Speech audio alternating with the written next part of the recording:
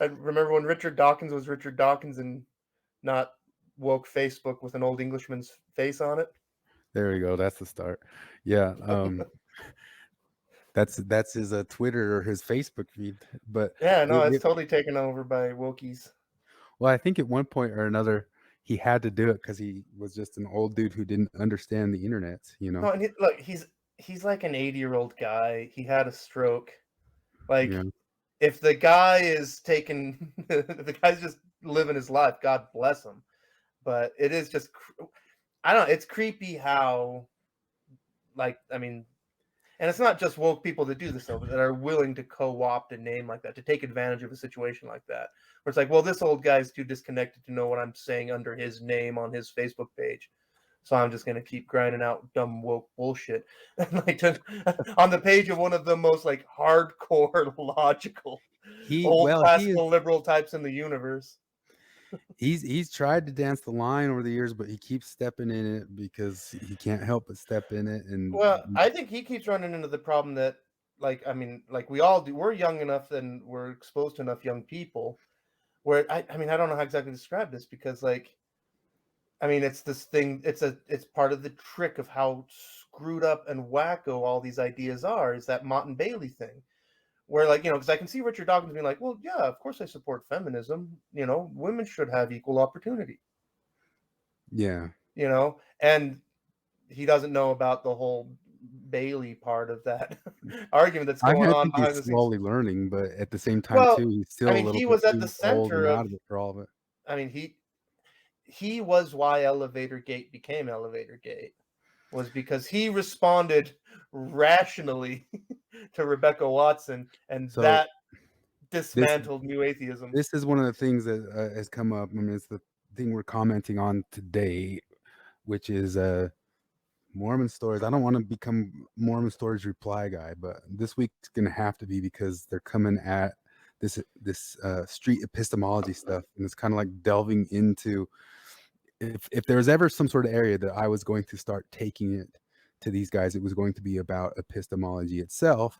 But this street epistemology thing is a kind of a brand, not that it's that they're really getting very well into epistemology. Although there was a video today I haven't even watched yet where they start practicing the street epistemology. Supposedly they Hmm. role play it.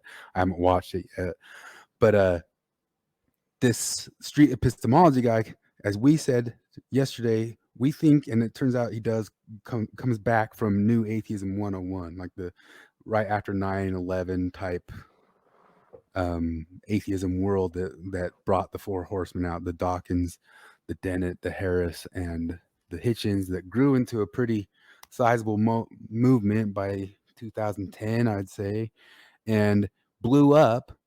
And one of the things that blew up about it was this thing called Elevator Gate.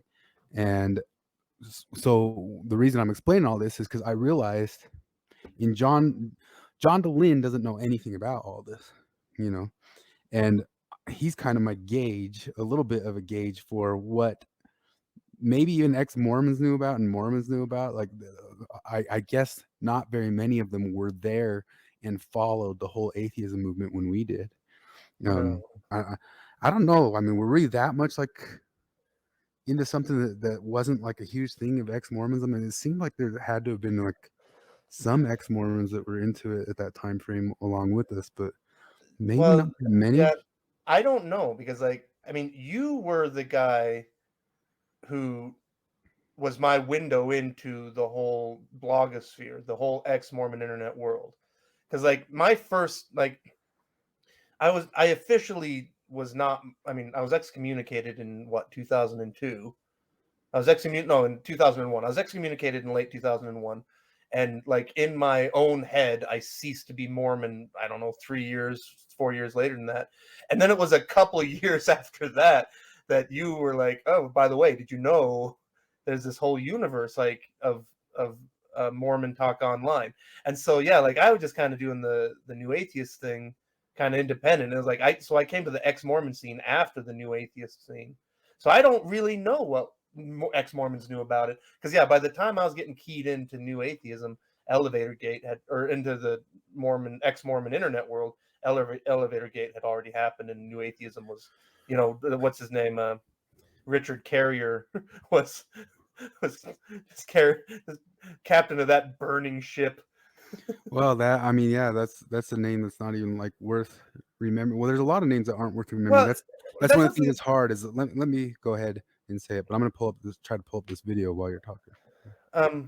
That's one thing that's so sad about this woke stuff is that like because it more or less, I mean, I don't know if this is really fair, but like it seems to have more or less spoiled Richard Carrier's reputation because like the Just reason he his. was the reason well because the reason he was on the scene is that like I mean he did this crazy thing where like he got a PhD in history or philosophy or something, I don't know, and he realized like, oh, the academic world, there's nothing to that, and he kind of like, as my understanding was it, he just came out with the like he decided to set up ma and pa philosophy. It was my joke about like, you know, I used to say I'd like to pursue a degree in philosophy, but you know, there's no, you don't open up a philosophy stand.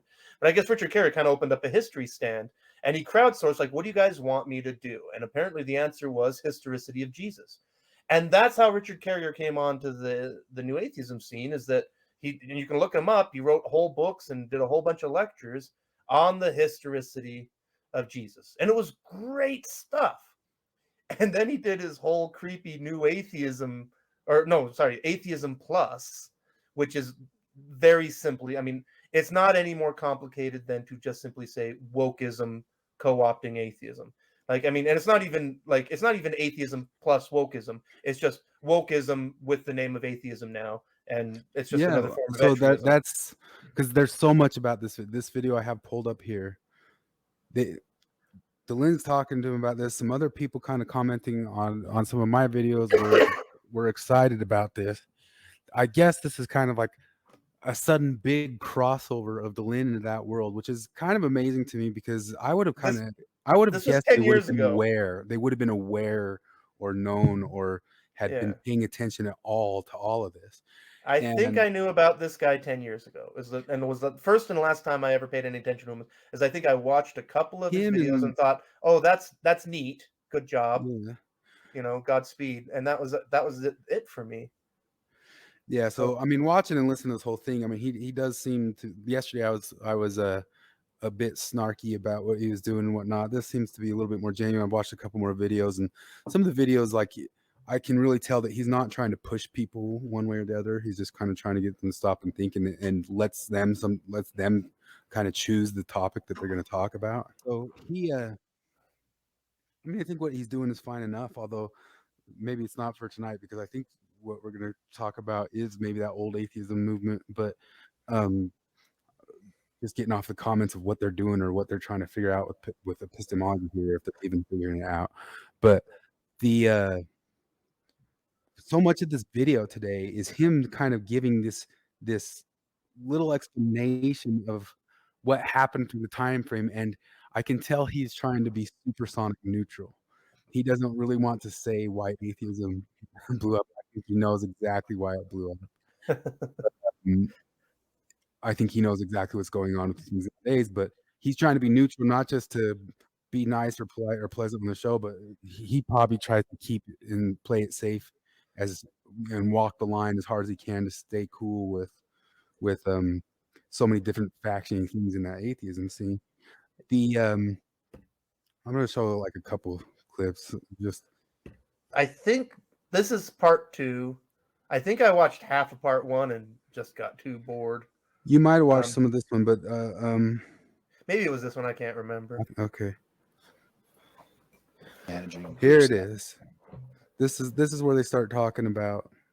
Well, they bring it up several times before, and John's kind of poking around at it.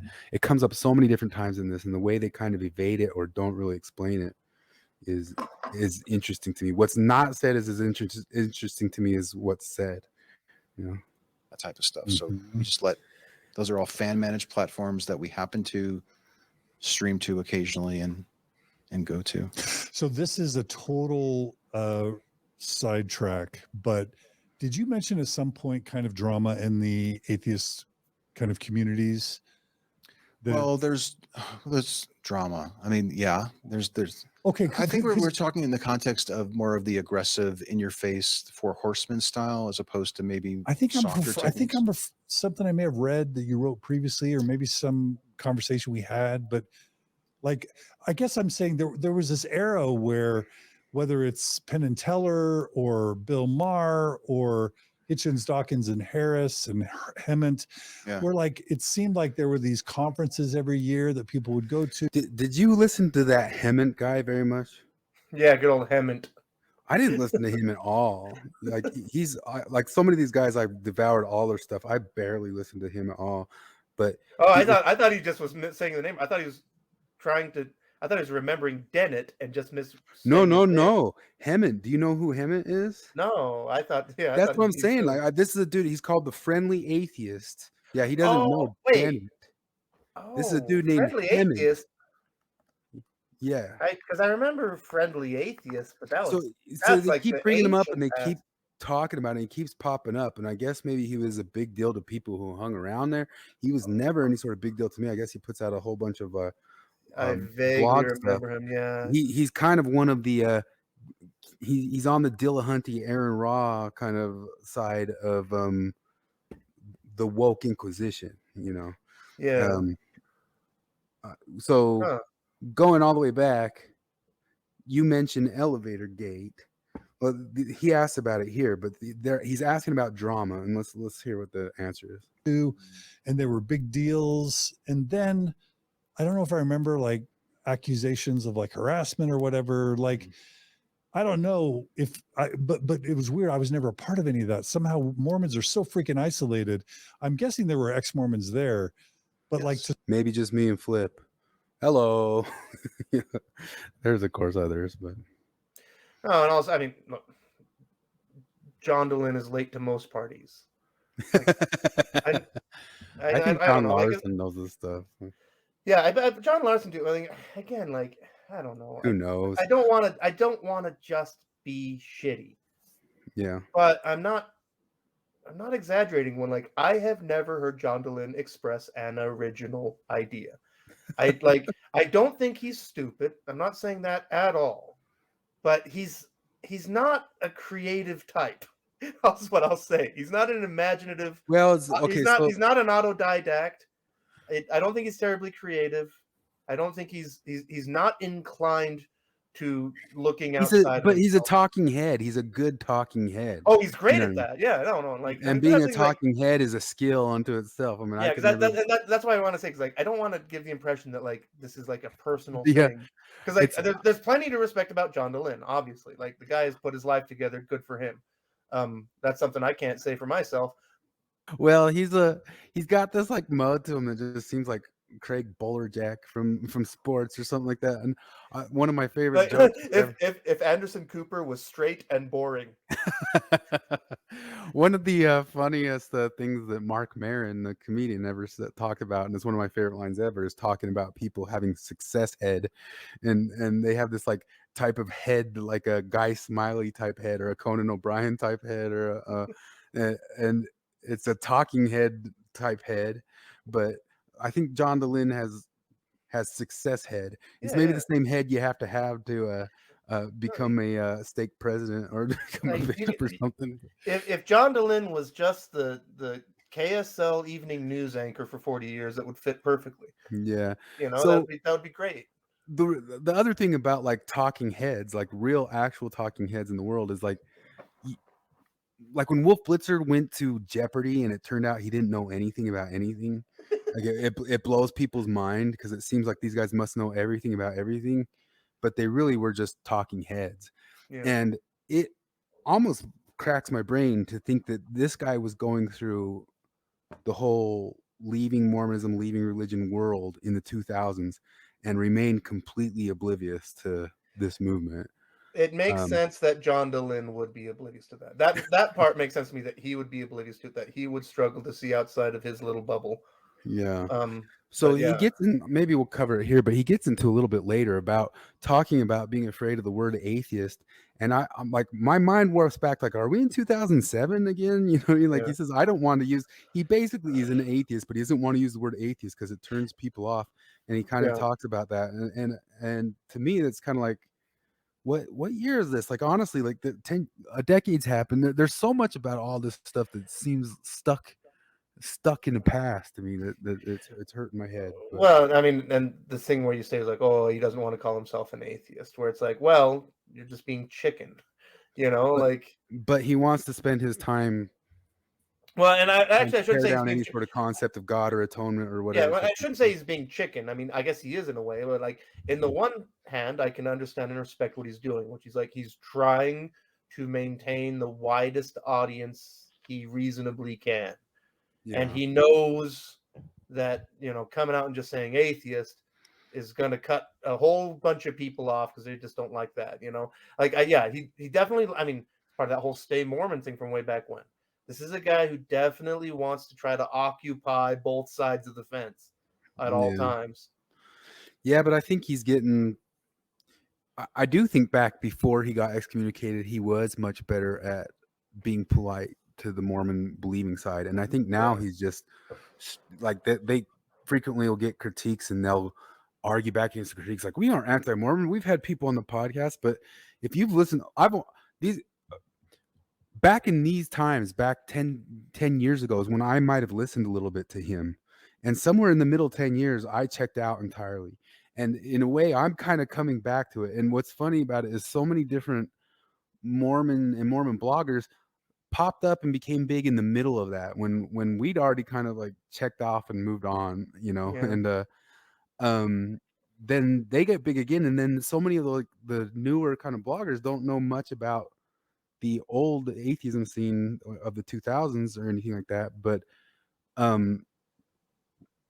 I coming back into it, listening to John DeLynn now, I would say John DeLynn now sounds like John Larson then, but he still tries to every once in a while cry to the moon. No, we're not anti-Mormon. I think you talk very anti-Mormon like nowadays. You talk like Yeah. you delve into it pretty hard. I was just thinking it wouldn't be fun. I mean, we can never do it, but to do a poll on the Mormon Stories Facebook page, just simply this: should people be Mormon? Oh Just yeah, ask that question: should people be Mormon? but that's this whole entire Because like if your answer to that is a hard one way or the other, like that tells me that you're not thinking. that question is Yeah. the question that you could ask to this whole 3 hours of podcast right here. Yeah. And they start with they very obviously have the assumption, although they don't outright admit it, that they perfectly believe that no, they should not be Mormon and we should unmormon them. I don't think they could dodge out of that concept. If they re-listen to the whole entire thing, they could try to say those words when confronted with it, when asked in a street epistemology fashion, but they'll say it. I mean, they're right open that people should not be Mormon. But then they talk many different times throughout the podcast that the best way to do epistemology is to be Socratic about it, which is just kind of ask questions that make you think, not try to lean and push people to any sort of direction, not try to steer anybody. But then they give away constantly that they're failing at that they are trying to steer people towards a certain direction. They're not really doing the Socratic method. They're not really doing the street epistemology that Bogosian might have talked about. But it blew my mind because I actually didn't know. I'm a big fan of Bogosian, Peter Bogosian. I didn't know that he originated street epistemology. I never read the manual. The book is like How to Make an Atheist or something like that. What's it called? A Manual for Creating Atheists, and I'd never read that one. Yeah, I'd only heard about it. Yeah, and that's where they got this whole entire thing from, and it's so interesting because there's so much down the line about Pete Bogosian. In fact, look at the first comment here. Yeah, that's Chris Hanna saying, "Go farther with Pete Bogosian. All Exmos need to," and I wonder if anybody but you and I can see that. Yeah, that's true. But gosh, it's so many branching things to go off into. But first, I kind of want it to get into the way he glosses over what happened. He's getting asked directly by Dylan here what happened to that atheism movement, and we've already probably, if somebody's like a layman listening to this, we've probably already dropped too many names and said too many things that it's just a mess of a question mark. But let's just kind of hear what he says. To so many of us, we just kind of keep to ourselves and build our own stuff. So I don't know, like we're not plugged in. Like just now I'm getting plugged in with like, ex-Jehovah's Witnesses and ex-Scientologists like Leah Remini and Mike Rinder, or JT and Lady C, the ex-Jehovah's Witnesses, Chris Shelton, Talk fast, and Lloyd Evans. Just in the past couple of years have I even found out about them. Really? But there's but I guess I'm wondering, is there a vibrant atheistic community, and is it still vibrant? And like, what are the main? Are you a part of it, or do you know anything about it, or is that not really your thing? I would say I am a part of the atheist community, but it does seem lately that it's diminished. Lately, do you remember those Thunderfoot videos that would show how those conferences died a severe death? He had multiple videos showing about it. Just he the documented absolute it. crash. Yeah, Thunderfoot is probably original old school YouTuber. Actually, the way I got into YouTube was you showing me Thunderfoot. Like I didn't even kind of know YouTube was a place for anything but cat videos until you showed me Thunderfoot versus Fang. What's his name? Venom Fang X. Venom Fang X, which that's ancient history. And see, I mean, that's one of the whole Venom Fang X story for me was so fascinating, and it was outside of the few people that were in that world. It was just a blip, and like, because that for me was like the first like realization about like, oh, this internet thing is a wild, wild west. YouTube is making up the rules as they go. Like, this is. It was crazy because how do we even explain this? But so Thunderfoot's some sort of scientist who because Thunderfoot, oh gosh, Anita Sarkeesian and Thunderfoot. Anyway, Thunderfoot. I'm trying to summarize it so that because Thunderfoot, I think he's a nuclear physicist or something like that. He's some kind of chemist.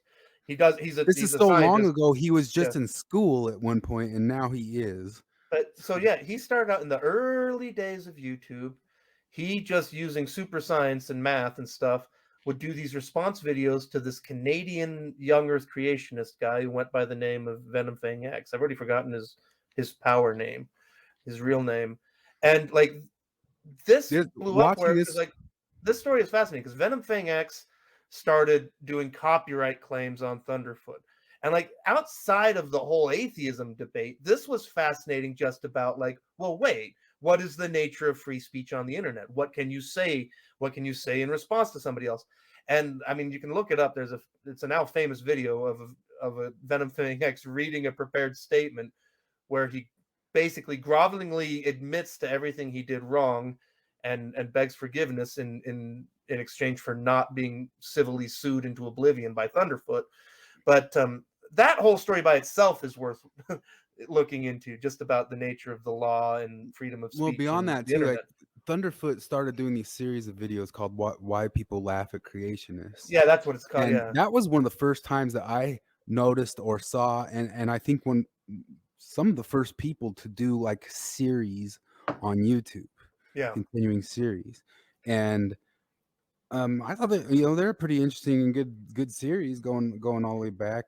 Because I mean he's taken on Bible Belt creationist types, but no, like it's really fascinating stuff. Like for example, like creationists will make the claim about how like people say like, oh, where did all the water for the flood come from? And there's these weird ideas about how like there was cryogenic volcanoes or so it's kind of water volcanoes, and he goes and shows the math of why that doesn't make sense, So he's taken on empirical claims very empirically, and for versus people who kind of hold on to some of the wackier empirical beliefs, or hard to prove empirically beliefs. Anyway, because of his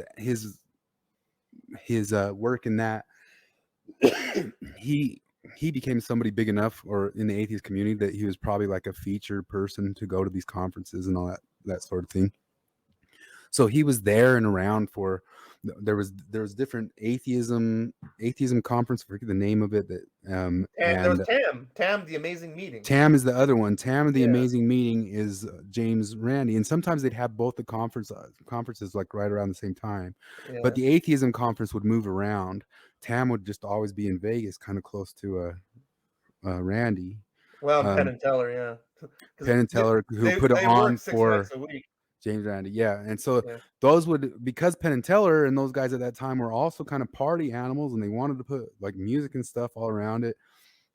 Those would get wild. They'd get wild and drinky and party and stuff, as you could imagine. Atheists who, Yeah. you know, if there is no God, all things are permitted. You know, as Dostoevsky says.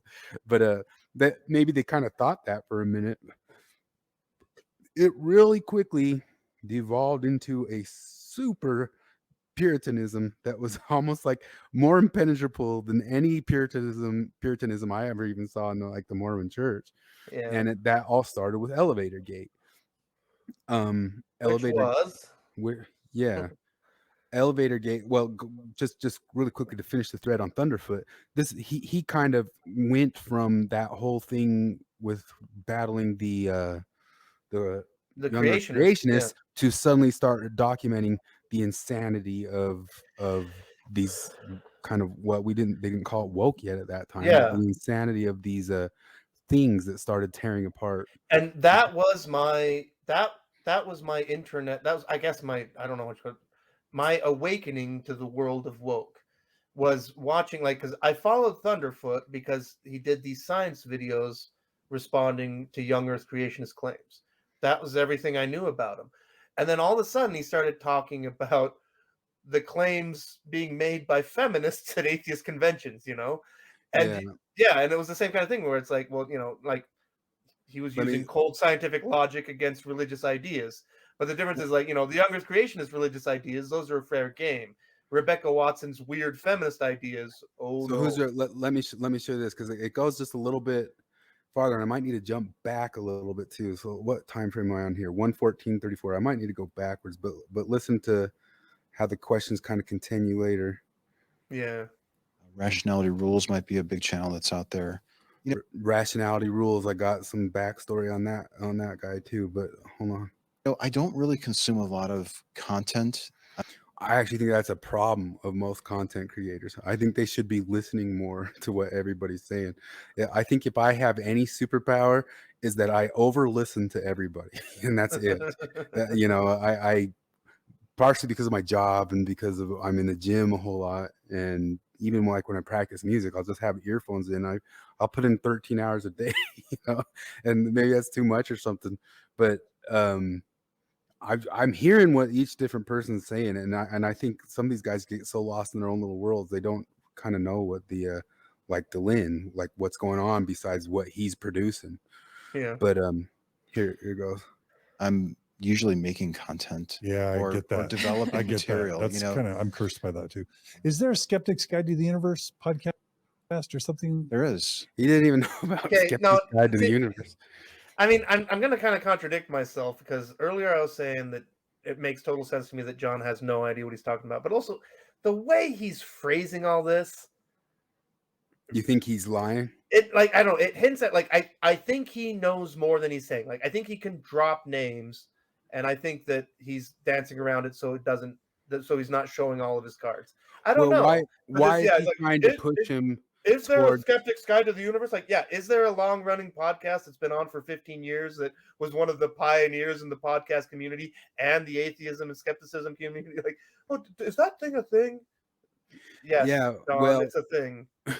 Beyond that too, I mean, it's such a big thing, but at the same time too, he's trying to hint at drama, and if once again for the layman, we've dropped the name several times, Rebecca Watson, but the drama comes from Skeptic's Guide of the Universe, and really it's just the start of it, because I got a bunch. Well, no, it doesn't come from Skeptic's Guide. Yeah.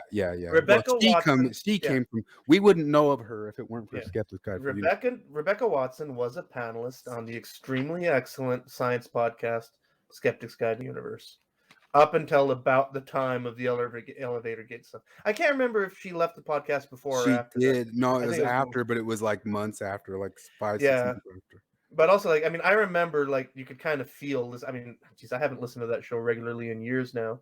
But I mean, for 8 or 9 Neither years, have I I. listened to that show every week for almost a decade. So did But I I. I used remember to about lick that my time. chops. Yeah, and like, But why? Like, why do you think we even fell off? Did it get woke? I mean, I don't even know why I fell off. I did it just kind start? of, I don't know. Like, I don't know. I do kind of get that feeling that there was this kind of, because Steve Novella, who runs that podcast, I mean, I remember for a long time, like looking back, I could see it because at the time I was kind of like, oh, this is kind of odd. But you could see Rebecca Watson, who also went, I think she still goes by Skepchick. It was a website she had. And like, because, you could see that she was looking back now, I can see that it was woke intersectional feminism. But, in the podcast, she would constantly drop these little things. And, and at the time, like Steve Novell and the other panelists would like kind of, give a John Delaney, only, intelligent kind of answer without actually shitting on it. But I could kind of see, looking back, or at the time, you could kind of see the cracks beginning to form where you could see there was like this ideological divide in that Rebecca Watson wanted to spend more and more and more time grinding the feminist axe. And, where Steve Novella is just a science guy. Like he's just Mr. Science Guy. And obviously axe grinding feminism and science do not mix. Activism and truth do not mix. I got to pull that video by Jonathan Haidt. I've been meaning to pull it up. Anyway, Yeah. Elevator Gate. Some people might know, some people might not know, but it was really pretty basic. At one of these conferences, I think it was the TAM. I thought it was in Ireland. I can't remember for sure, but it was one of these conferences, and some guy, after a day of partying or whatever they do, they got in the elevator, and when they were in the elevator, he invited her to his room for coffee. Yeah. This is all ostensibly because we're hearing it secondhand from her later. This is her telling of it. This is, the way she tells it is she got in an elevator with this guy after having, like, I think they drank at a bar. They had a great conversation. And according to her, he says, do you want to come to my room for coffee? And then what follows? So she comes out. I think it's on the Skeptic's Guide for the Universe podcast. And they talked about it. I think she takes an aside on her own and says, please don't do that. Don't do that to women who are at a conference because it's scary or whatever for them. You want to know what? Like that, even that moment, like you could have maybe just like left it off at that moment and like everybody just shrugged their shoulders and said, okay, we'll think about that, But the insanity that ensued from that, because one person makes it a big deal, another makes it a big deal, another makes it a big deal, another makes it a big deal. But then what happened, like you said, is it kind of stemmed off of Dawkins coming out and saying a little bit, I don't have it exactly, but like saying, oh, don't be ridiculous, And then the purity spiraling that came out of that was just off the charts, Yeah. So then you had these other people along the way, like, well, Hemant was one of the guys. This is the Hemant dude right here. You see this? Sorry, this is one of my favorite things right here. Avoid the authoritarians. Like Flip keeps talking. I noticed he mentioned several times like my commie friends. Like Flip will be friends with if you're a commie, you know what I mean? Most of them, if they decide and think that you're a Nazi, they're not going to be friends with you or something like that. There's part of me too that like I know some real kind of left-leaning guys. I mean, I play in bands. Trust me, I know these types, and I get along with them fine. And I'm constantly living in this world where I don't know how many times in my life I've had to have the conversation or tried to have the conversation with my lefty friends about how gun owning rural Americans are not bad. Like they're my friends. I like them. And try to tell I try to describe them like gun culture in a typical Nebraska household, the way I saw it with my own eyes, and they just don't want to hear. They don't want to believe it, The way I like to say is the closest thing y'all commies ever got to the revolt of the proletariat happened January 6th, but you guys weren't there for it. Yeah, absolutely. Anyway, this is the Hammett guy. This is recently, but this is he's been doing this for 10 years. At some point in that same clip, so John's all skeptical of all these different names and saying they're kind of mean, and they mention Hammett. He's like, "Oh, I love Hammett. I love Hammett." Hammett's been this guy for 10 straight years of it now. But like when Dawkins, it kind of started with Dawkins being the first one to be put on the chopping block, although they've never been able to fully put him on the chopping block, or just saying he's an old dumb white man who just doesn't get it and that sort of stuff, for coming out and saying, "Oh, come on," about that elevator gate thing. But the absolute, just so you have Hammett and then you have types, they mentioned him several times on this podcast as well. They mentioned Matt Dillahunty. There's another guy, Aaron Raw. There's another guy, PZ Myers. Yeah, I remember PZ Myers. That was one of the first breaks. It was that because he ran a blog called Pharyngula, and that was like, because I remember that was something that Thunderfoot talked about, was that like Thunderfoot was invited onto the blog. He immediately did a science-based critique of some kind of woke bullshit and was immediately banned, not from Pharyngula, sorry. That's PZ Myers' private page. The blog that PZ Myers ran that Thunderfoot got thrown off of after his first article was called Free Thought Blogs. I remember now, it's all coming back to me. It was that because Thunderfoot did a whole series about getting censored from a place called Free Thought Blogs for publishing his thoughts freely. Like, you can't make it up. The irony is so huge. Well, that's the stuff that always kind of blows your mind. Like it blew my mind just this year to realize, and I probably always should have realized it, that the free speech movement of back of the new left back in the 60s was a commie movement too, and they were just using words the way commies use them. But PZ Myers, Hammett was one of them. Dillahunty, others, they became what I would call a version of the atheist Inquisition. Nobody suspects the Inquisition. Nobody suspected the Inquisition, and they became complete busybodies. They were the people who came along and said, "You are not atheisting right unless you do the Atheism Plus." So then they move into the Atheism Plus stuff. It's not enough to not believe in God. You need to believe in all the bullshit we do too. Yeah, and then in all of that, they started creating such bureaucracy. Like there was this bureaucracy, like the things people are worried about, the way wokeness might infiltrate any institution. It just happened in fast motion to the atheist movement back in the 2000s. That's part of like, I said the other day, I think James Lindsay even said it. He said, "You're calling me prophetic." I'm not prophetic. I watched it happen. And that's part of it too, is like we've also watched it just happen in smaller spaces, but then we see that they go and try to get the next one and move into the next one and move into the next one. There really are just legions of activistic types who go and try to do what's called entryism. There's a term for it. Did somebody say sunstone? Sunstone? What was that? Anyway, the whole entire thing. This is Matt Dillahunty. People, I saw people going, "Oh boy, we sure love this guy." And you want to know, at one point in your time, I did used to listen to the Atheists of Austin. Yeah, it was good. It was good counter apologetics. Matt Dillahunty is great at countering Christian apologetics. He's probably the world judo champion of fighting with Texas Bible Belt types about God. So as I said, those things became such bureaucratic nightmare messes that like people had to, like James Lindsay said that Peter Boghossian, the same one who coined the term street epistemology, started bringing his kids to conferences so he'd have third parties there as proof and backup that he wouldn't get accused of certain things. So this is the second thing to really start tearing it all down is David Silverman. And these guys keep mentioning that like the Four Horsemen were mean guys, and I'd say maybe Dawkins you could put a little bit that he would go kind of out of his way to make some confrontations, but they'd usually be public versus a public figure.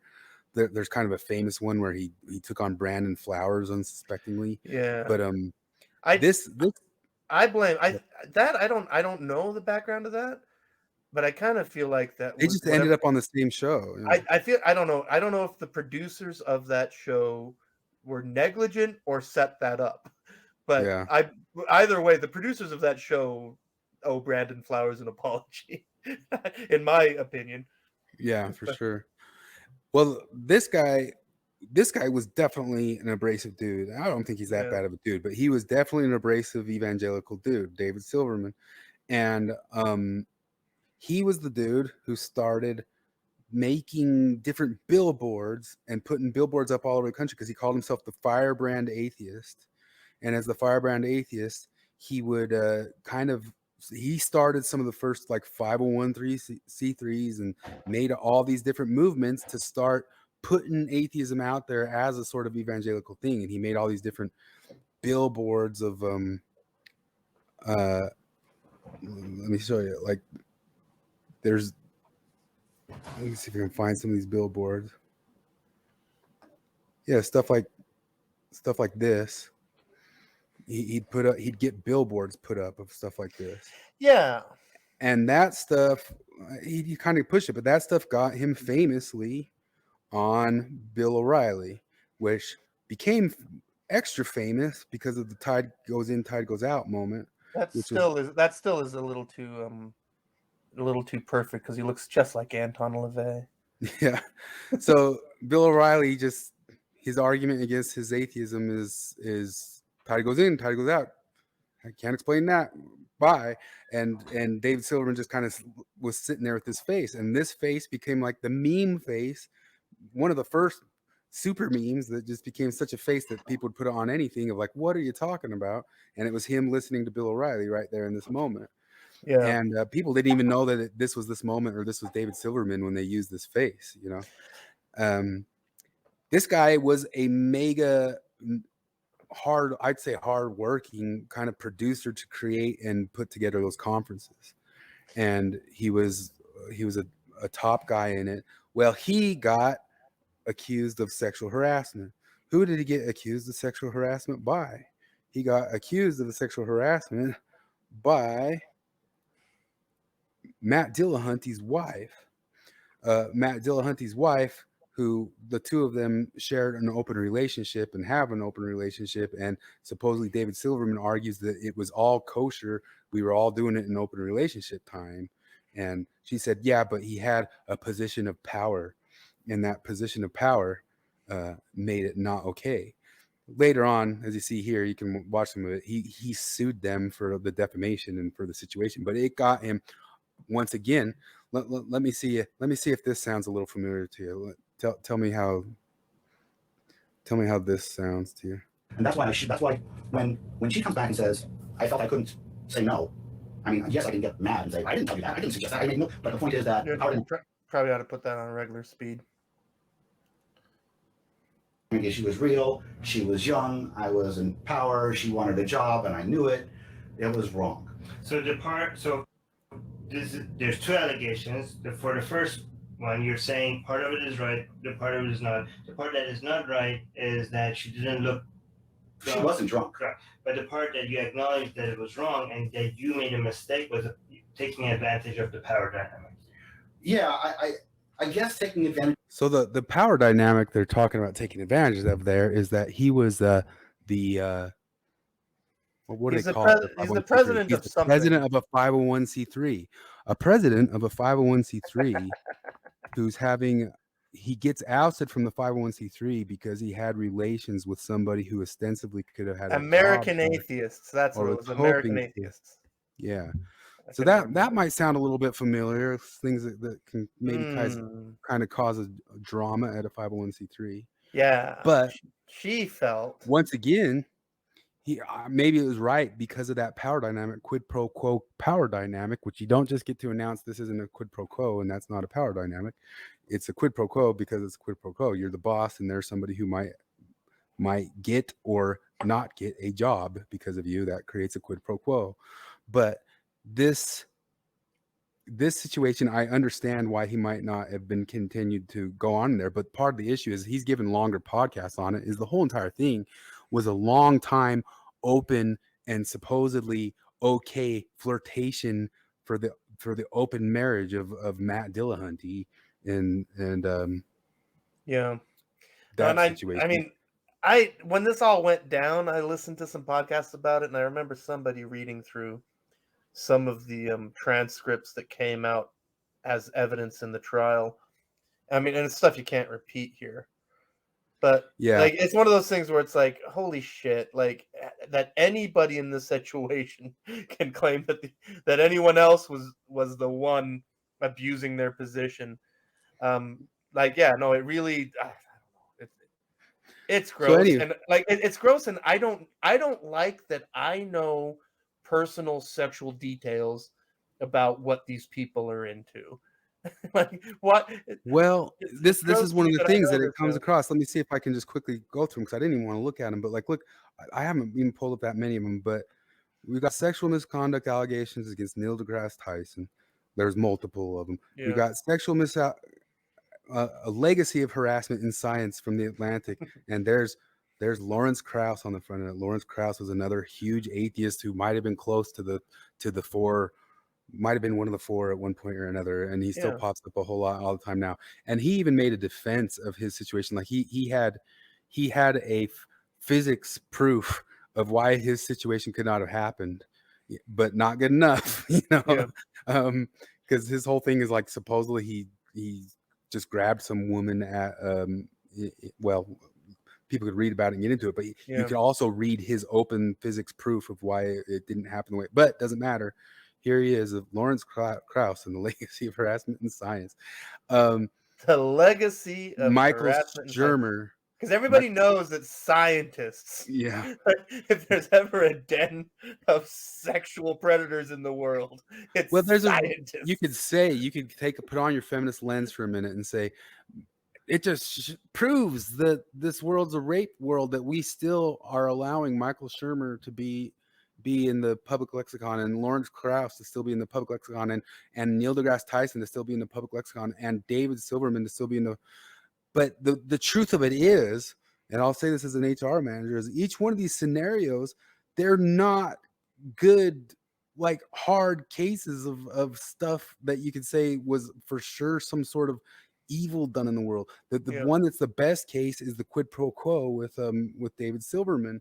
But it sure seems, because not only that, the thing that's strange about that is that Matt Dillahunty and his wife were also people of power. They make it sound, you know, like you know, but well, I mean, it's feminist double standard, in that the entire difference between a case of rape, like and describing a case of rape and kink shaming, is entirely about perspective and political expediency, because you can be telling the exact same story, and depending on political expediency, I could either be kink shaming or a rape apologist at the same time, or both, or neither. Like, and that's there is no standard by this, and that's what I was getting at with this. I mean, this, like, and I don't even want to hint at it. You can look it up if you want, but like, you can find videos of David Silverman himself describing the BDSM stuff he got up to with Matt Dillahunty's wife, which is part of why they got into the stuff, because they shared the concept or the idea of that being a fun pastime. Exactly. But let me just say all that too is like I can totally understand from the HR perspective why you shouldn't mix it with business, which is the same thing I said about the situation with John DeLynn. But at the same time too, I still like to read and listen to Michael Shermer. I still like to listen and read to Lawrence Krauss. There's stuff about Neil deGrasse Tyson I've always liked. What I'm saying is these random allegations that aren't really provable, he said, she said situations, which I have a lot of experience with, and also know certainly there's situations that they didn't go down how certain people perceived it, and you can even sometimes with luck find out from video proof, like the world got so lucky to have in a scenario with Kyle Rittenhouse, and you hear some people make wild claims about something, some people make wild claims about another, and then every once in a while you have like a video proof of it, and even the video proof, as Scott Adams says, isn't another. There's people watching 2 different movie screens. But Yeah.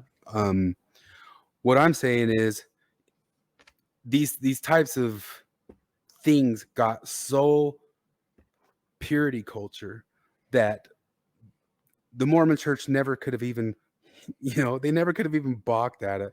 That's why I have this, I made this forever ago, but it's completely the same thing. Like it's one of the areas where I'd say it was right in this area. It was somewhere around you showing me Thunderfoot talking about it and Thunderfoot talking about Anita Sarkeesian that I really started seeing that it was a problem. Anita Sarkeesian is the person who pulled the entryism into the gaming scene, and that's a whole other different.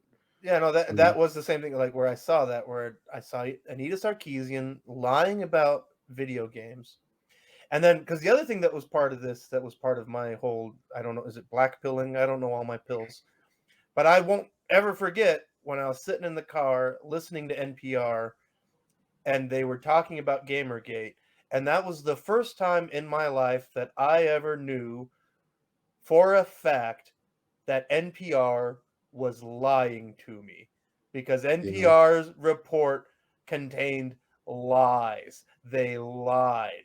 They specifically accused particular YouTube content creators of directing or encouraging harassment.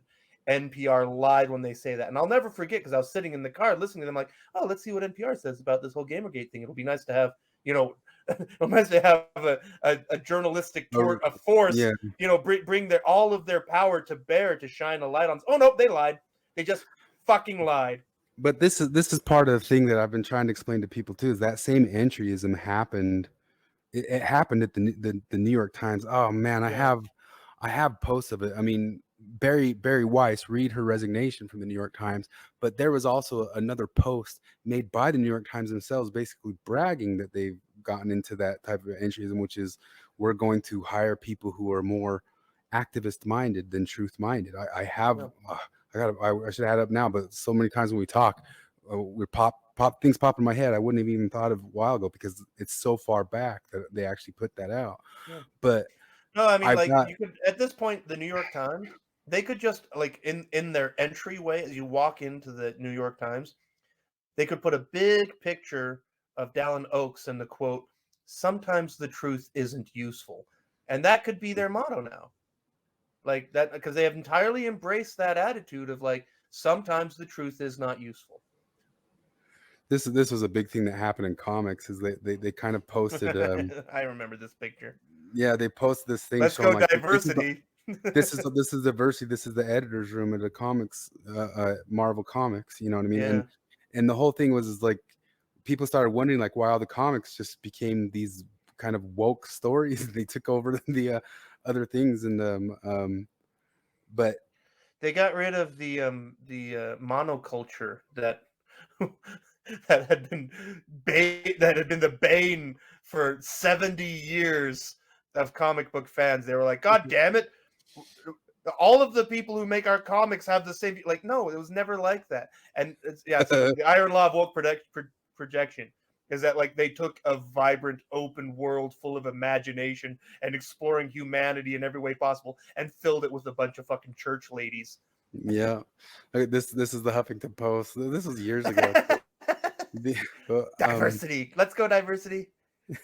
But part of it is like, and that's one of the things about the ways that purity culture will eat itself. Like you cannot be pure enough. You will get Me Too'd, or you will get if we look at this called photo, a Nazi or does every one of these people make the exact same amount of money? And if they don't, why not? Yeah. But anyway, I mean, this stuff's even forever ago, and the same sort of thing's been happening forever. But if you can imagine like what the take on, let's imagine that these guys were all covering the same thing that we were covering about that atheism movement, like what the hot takes would be about all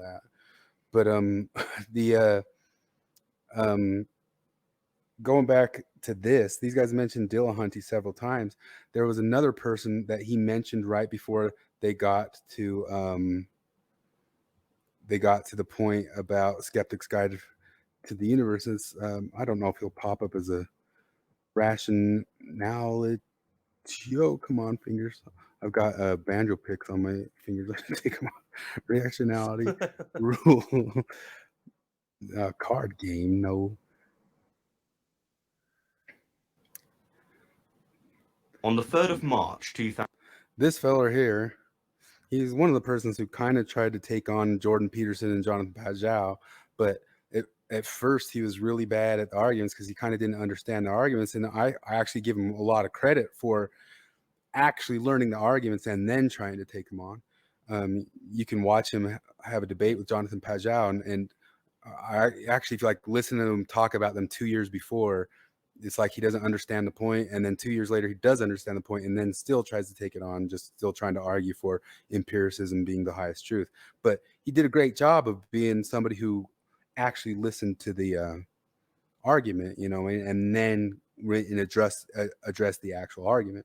But he, after that whole thing and just kind of like standing on that rationality is going to save the day, and rationality is going to be the thing that wins us all, because empiricism and rationality, he shows up to Austin at some point and tries to go visit Matt Dillahunty. And the problem is he did a rational video talking about the rationality of transgenderism in sports.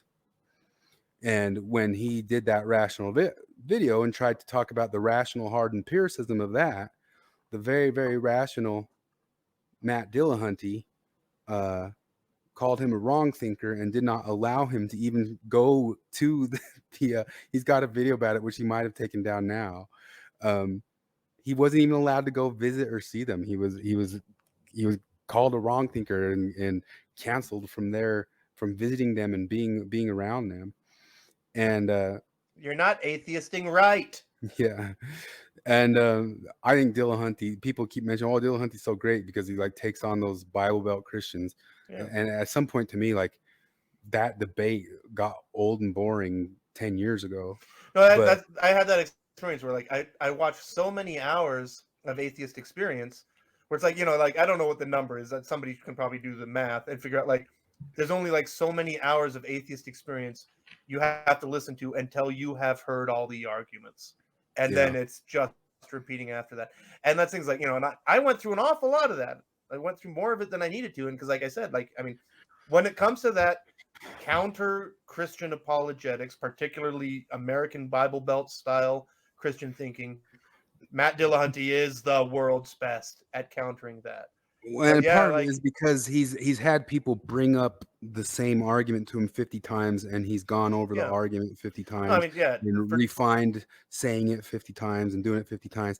But it's all just stuff about what can you, I don't know, some sort of Thomas Aquinas question, or the question about can God be evil or something like that. And that's even more philosophical. Then it's also the other stuff about Noah's Ark or something like that, Yeah. And none of it even really kind of collides. And he had a talk with Jordan Peterson some years ago, and the whole world of pragmatics, especially at that time, I think he understands it better now, but it went over his head, and I don't think he really followed it very well. But when he was having the debate right at first, I kind of noticed in it that he was talking about axiology and his axioms, and that he hadn't really done. He kept talking about we can find out, we can all decide our own morality just by going with what's good, and what's good and what's useful. And at some point in the debate, I was like, you are being circular about describing what that thing is. You don't have like a good axiom there. Like, what is good? Please, And I asked him that after the debate, as he was bragging that he won the debate, that I don't think that he won. And I asked him directly on Facebook, like, I said, I think how you were talking about good and useful was circular, and he blocked me. And that's the last time I just completely stopped following him after that whole point. He blocked me. I mean, I don't know. Like, It's like if I try to play the devil's advocate, I'm sure that these people, I mean, like, you know, you get 1,000 natty gnat Oh, I'm comments a sure. day. Yeah. And it's probably the simplest thing in the world to be like, ah, you're another one. Ah, you're another one. And then, and yeah, you throw the baby out with the bathwater, as it were. But I don't know, like you and I are the type of people that like we're clear and concise enough that like, it can't be a mistake every time. Well, and there's something you mentioned in other podcasts that I used to get irritated when I would ask a question and I was perfectly serious about my question about dinosaurs at the Mormon church, and I'd get kicked out for being a troll. Yeah. I was perfectly serious about my question about his axioms being circular, like people say the God axiom question is circular, but his axioms were circular about what's good, and you know, it's good because it's good, you know, it's good for people, and I think he has kind of readdressed, because I think Peterson did kind of shock into him that he hadn't put his words together very well about what his axioms are. Yeah. But he blocked me. He blocked me for saying it to him. So, but yeah, I was a gnat at that moment. But beyond that, I personally think he's a purity goof. Like he's just such a wokish type. Well, the whole thing with the transgender and the rationality rules, he had to basically come out, and I thought it was almost struggle session-y, and try to go back and reword and re-say all of his wrong think about transgender people in sports, and try to justify it to see if he could get allowed to be accepted back in to be friends with these guys. Yeah. No, and I don't know. This is probably an unfair circular thing, because you know, like you know, the same way they say, oh, every anti-gay preacher must be secretly gay, and I just always wonder, like, is there like if that's true, like if you know, when if people rail against homosexuality, that's them dealing with their own homosexuality, like Dillahunty, who we know from the frickin' David Silverman trial, is into BDSM in his private life, and then in his public life is into telling other people what's right and wrong and how to treat people and what kindness is and why it matters. Like, I really wonder sometimes, is there some kind of weird Freudian psychological thing going on with all these church ladies? Well, David Silverman now is very anti-woke, but I think he was canceled. He was Me Too'd into that position because he was persona non grata in the whole entire atheism world for several years. He had to completely go underground, and now he's come out. Like, you can listen to this whole podcast here, and he goes into a little bit of the details in history, but he mentions how both these guys mention, they don't go too much into it, but how Hemmett and Dillahunty and Aaron Raw are such purity spiralers that it just makes the scene just unbearable. It's more unbearable than any Relief Society meeting I've ever been to in my life. Has Aaron Raw backed off of it, or did I feel like Aaron Raw is not talking about it as much? He had some time frame, but I couldn't go into specifics. But I do know that he got real cancel-y with people and real quick to ban people and like hardcore and stuff. But Aaron Raw was definitely. Well, I know he definitely. Like, I remember him saying some stuff that was like very like, well, and the people who think this are irredeemable and totally discardable. Yeah, I can't remember the exact specifics of it, but it just got ridiculous. How do we make our name tags red? Thomas Sheedy and Dave Silverman have red tags. It's pretty cool. Do you have to pay extra for that? It might be a different thing or something, but look, you do have to pay extra to get like your logo up here. I got to make a logo. It should just be like the same logo and just say assholes. But the flaming assholes. that would be appropriating. That's right. Somebody else. So there's so much else to talk about on this whole thing, and this is only like a couple minutes. I'm telling you, I could do hours and hours and hours on this whole podcast right here. Let's just listen a little bit more of it, and we'll cut it out, because it's even all this stuff, all the atheism movement. We were at a distance. We were watching it at a distance and following it, and half of this is regurgitating from memory some of the stuff, but it just got unbearable. So to answer the question that I think he's dodging, but I understand why he's dodging it, he mentions that he's both friends with Peter Boghossian and friends with Dillahunty and those guys. And boy, that's a high wire to act, because we haven't even gotten into Boghossian, and Boghossian is mentioned all through this, and that just needs its own Yeah.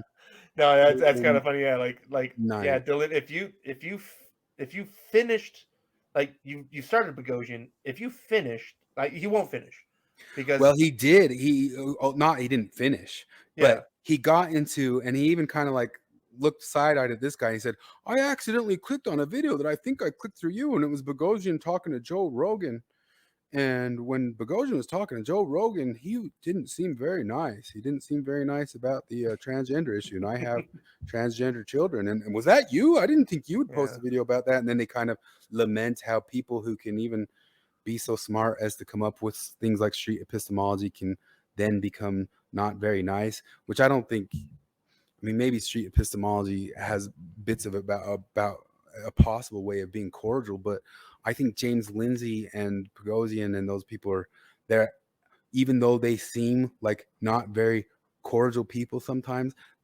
I think, in my opinion, there's a bigger nuance to why they're able to talk and think about being polite in every possible way in the world, and at other times it's time to just be a Christopher Hitchens hitch slapper. yeah, And that's all there is to it. And in this world, I was describing it to my friend yesterday, is like, if somebody's politely just putting a piece of poop in somebody else's eye, the person who's being polite about putting that poop in the person's eye is not a polite person. yeah. And No, the person who yells at anything, it that makes it worse. person, the person who yells at that person, "Hey, jerk, stop putting poop in that person's eye," is not Yeah. impolite or bad or mean. And that's a very basic. What It seems like people should understand that sort of thing from kindergarten. what makes the character of Nurse Ratched, like, in my personal pantheon of evil villains, Nurse Ratched from One Flew Over the Cuckoo's Nest is at very near the very top of that list. And what makes her so effective as a villain is that, like, if you were just an observer, she's smiling, she's doing her job, she's just here to help you. She just Yeah. cares, and that's what's so scary, and that's the thing you're talking about, is like, that's Delin has a little bit of that smiley thing, but I know exactly what you're talking about. The thing where, like, oh, I'm being very People- nice about People how coming. I'm. It's one of the things that makes me lose my mind, and maybe it's something that has to do with Mormonism. But if people coming out of Mormonism should be keen to that, you know what I mean? Yeah, no, that was one of those things. I mean, that was part of my falling out with Lindsay, and then, like, also, like, my whole disillusionment with the whole ex-Mormon scene. Like, I mean, I keep saying it over and over again. Like, I stopped listening to Mormon Stories for the exact same reason I stopped going to church. Yeah. I don't need that shit anymore. This is me. I'm gonna throw it like a bone to like Cardin's point that he tries to make, that he says, and I think it might be somewhat true, is that the people who are that way in Relief Society, in my life, it's even borne out to be true, are the same people who got out because they figured out that coming over to this thing was a better place to get your pointing rocks off. Yeah. And that it might just be that the Mormon church is getting cleaned up of those people because they're all going over to this world, because this world's just it's so much more full of the puritanic, the purity. Maybe purity, maybe if testimony meeting was live streamed on YouTube, John Dehlin would still be there. Yeah. And I'm just saying, yeah. And there's part of me that thinks maybe Mormonism is getting fairly cleaned up, because it's the ones who like to do this stuff, they're going to where the getting's good. Yeah. No, like, I mean, that's it like, is not good in the Mormon church for that right now. yeah, no, that thing is like, if it's people, if it's mostly people like John Dehlin and Lindsay Park and Kate Kelly that are leaving Mormonism, good news for Mormonism. Yeah. That's three less finger wagging, moralizing people to tell you you're doing life wrong. I will always kind of say that, like, I left Mormonism because I think on rational or bases of thinking about those empirical questions. Like it was big deals. It was big deals for me back then. But if I was to be honest and say there was a part of it that was like something I didn't like just from like a gut feeling, it was that exact thing you're talking about. Like the gut feeling of people who acted like that, you know, like people who, well, I guess it's just purity. It's purity stuff. It's Yeah. but No, I don't know. I think John DeLynn, I don't know, because I don't like putting or the mind reading and putting words in people's mouths and stuff. And I've kind of lost my train of thought. But I kind of feel like yeah, John DeLynn thinks that people who listen to him are more moral and put together and forward thinking than people who don't listen to him. Which like or they'll get yeah, access like, to it from him or something like that. yeah, you definitely get that impression. I mean, he talked. Oh, geez, I think I sent you a message about it. I didn't clip it, but it was in part of this thing where he's talking to Anthony Magnabosco. I know where Where he it talks is. about the superheroes clip. Is that the one? I know Where- where it is. Yeah, Yeah, he's talking about where he's like John DeLynn says like, "Oh, I see the world as heroes and villains, and you're a hero because you're doing all of this stuff." And it's all stuff that John DeLynn does. Let's listen. And it's just a bias I have. It's like how I view the world. And I kind of view you as a superhero, you know. I don't know if you're DC or Marvel. Maybe we're Marvel and you're DC.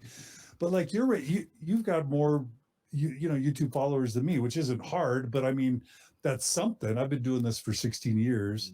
So you've got it, you really care about this stuff. Like, and so I guess I was trying to dig at what made you care so much about this to like really like lead a movement and Why are you so good? Why do you care about people so much? How'd you do that?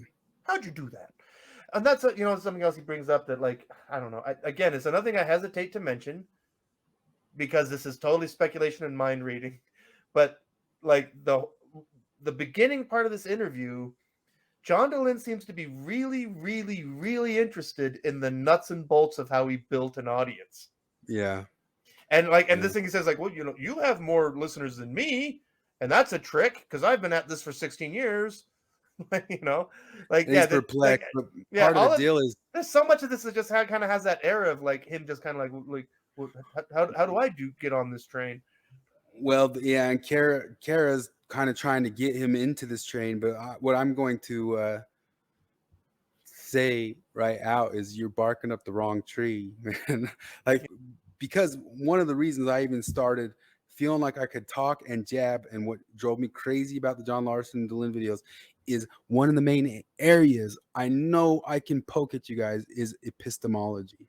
Oh yeah. And I'm so confident in it that I dared to start speaking up and start coming out even after years of being around this whole stuff. And I've witnessed and examined so much that I know that part of your problem is your big problem is you're not good with your epistemic humility. And that's the main issue. And I think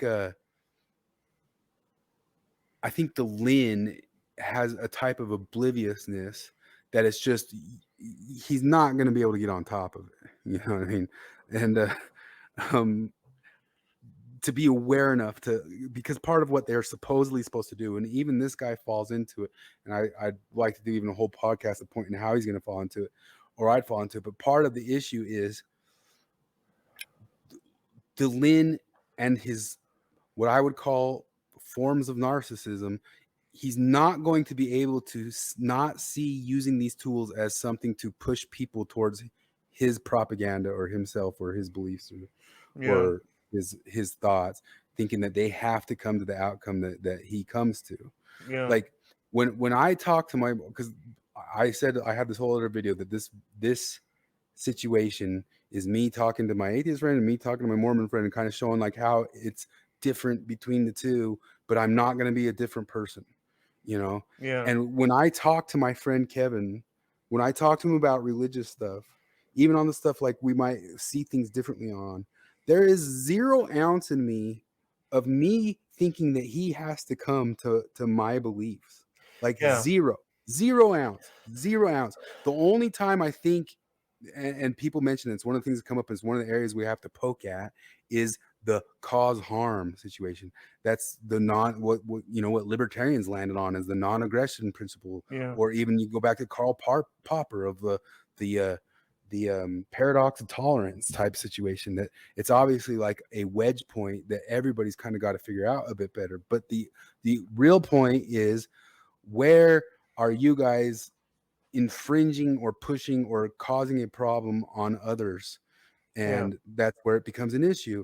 And one of the issues, that's where I stand up and I push back on Mormons. I have 20 years of history on that, if they do it, or other religions.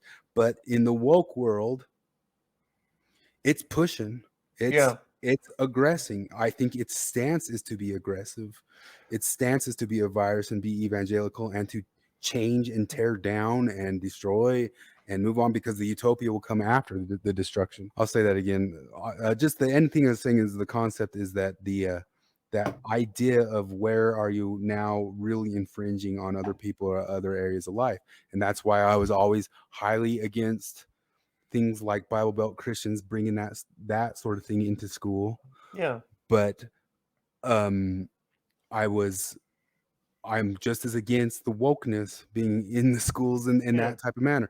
And in the same way, people say, well, it's just supposed to be this college level thing. We won't go into all that right now, but James Lindsay made a whole argument right here of that same concept of theology, learned as theology, should be taught in college the same way wokeness theology is. Like, you should understand it from a meta level, but it shouldn't be those things, just like the wokeness shouldn't be brought into school as almost like a religious level way of seeing the world. Like many years ago,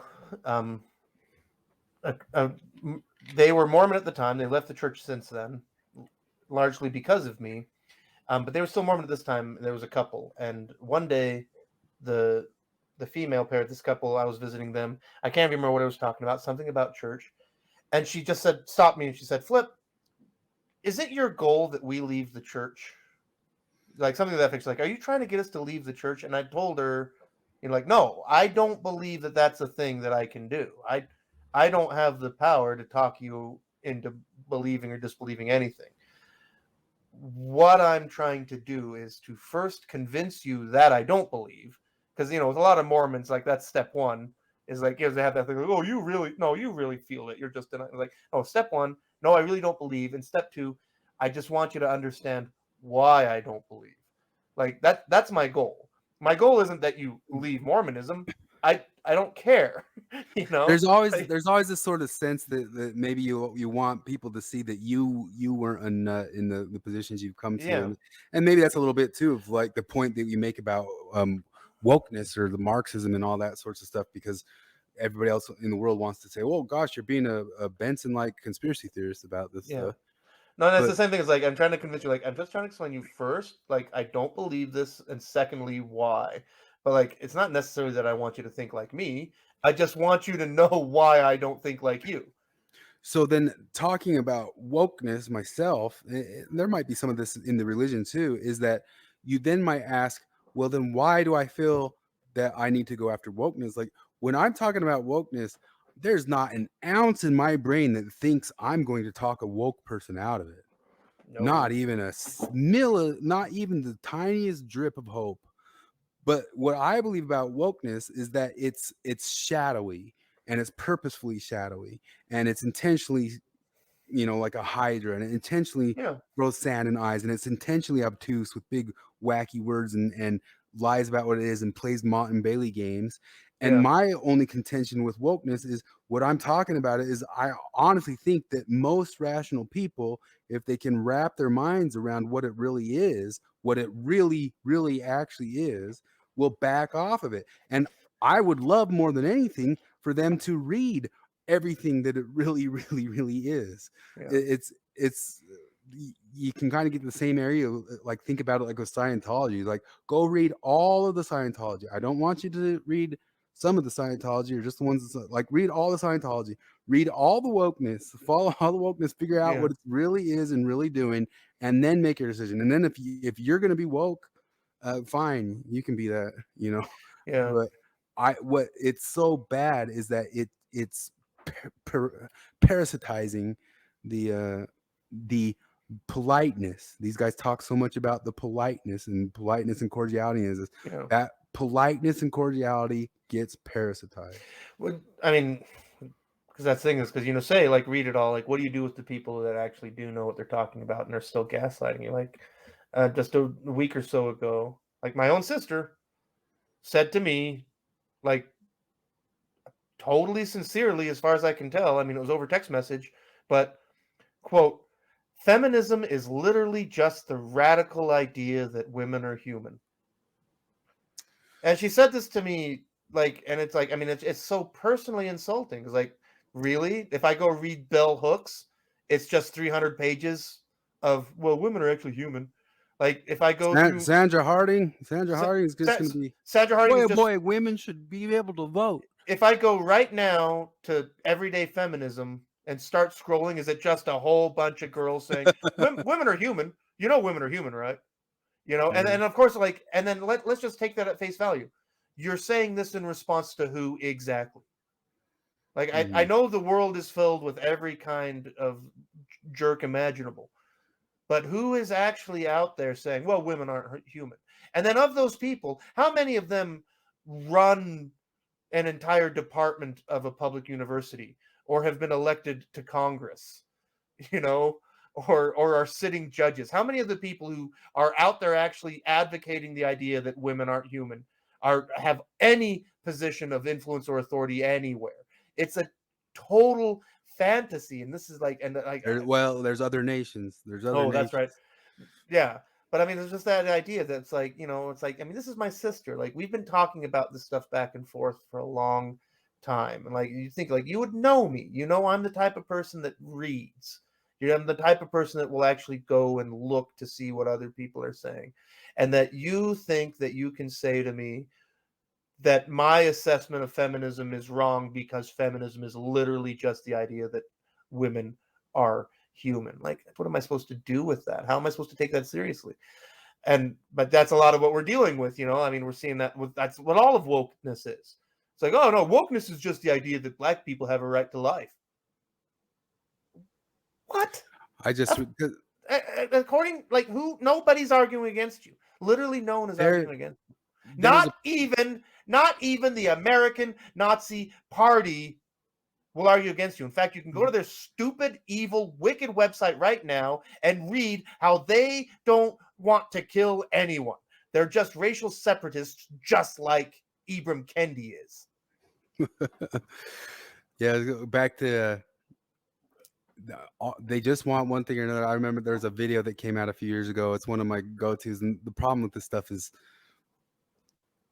I really do have a phone. When I mean a phone full, like, I have to pay for extra storage for my phone full of stuff, and I lost a phone before that was full, and that one broke, and before I'd saved stuff in storage, and I think of all these like little ideas, and it's just be like each one of them could be a whole entire hour in their own. But there was something a couple years ago, Weber State here in Utah, the debate professor started telling a kid that the concept of outer space was only white man's science, and it didn't exist, and it didn't exist for black people. There are recordings of this is recorded. You can hear it for yourself. And the very polite people said, when they go and review it, they say, why was he recording him? He shouldn't have been recording him. Oh my gosh. Like, that's the type of thing the polite people do, is like, they don't let you stop and say, wait a minute, why was this professor? Because he wasn't just saying space didn't exist, which is, to me, like, people get into the angry about like the anti-white or whatever stuff that critical race theory is. To me, the more offensive part is the part where they might say space doesn't exist, but he's saying it to this kid, and then he's also going in on this kid that if the kid's pushing back, the kid's being a racist, supremacist type, whatever sort of thing. This dude was featured on Radiolab years before, and I listened to him on Radiolab years before as the guy who broke the collegiate debate world because he called the concept of debate racist. You can go listen to that Radiolab episode. It's called Debatable. This guy, the whole thing. And I remember listening to it all those years back and rolling my eyes at it then and saying, oh, come on. It was already old hat to me all the way by the time that came back and saying, hey, I'm so smart. Look, let me take a step back from all of this and win it by just calling it all racist. You know, and all of the polite, cordial people had to step back and say, yes, he just called us all racist. He wins all of college debate. That's the same guy who went and started becoming this professor at Weber State and started calling this kid, and he's a smart kid. I wish he would have kept posting more stuff, but Yeah, maybe he got a real job. Hopefully he found a real life. he was brand new. Like, this kid was so smart, and he was just starting out in college, and then he got chased out of that college because, Well, no, gosh, how dare he record this professor? it was the same kid, like, because the reason he started doing this wasn't he was the kid that, like, he lost a debate because he referenced Ben Shapiro Yes, and was yep, told that because Ben Shapiro was a white supremacist, yeah. he doesn't count as a source. Oh my gosh. So we don't, all of our sourcing didn't count because we used Shapiro yesterday, which one of my points about Shapiro yesterday is like so many of those different videos that got famous back over the years and were supposedly all right, whatever, because we were watching this Jewish person. But the concept is what him or Crowder like does with those like street things where he has somebody come and say, change my mind. That stuff was street epistemology. Like they're doing their own types of street epistemology. Sure, maybe they get like a little bit more they're gonna get you got own type stuff in the middle of it, so it's not got the politeness that's desired behind it. But what they've always been doing is just trying to poke at finding truth in any sort of like political scenario or situation.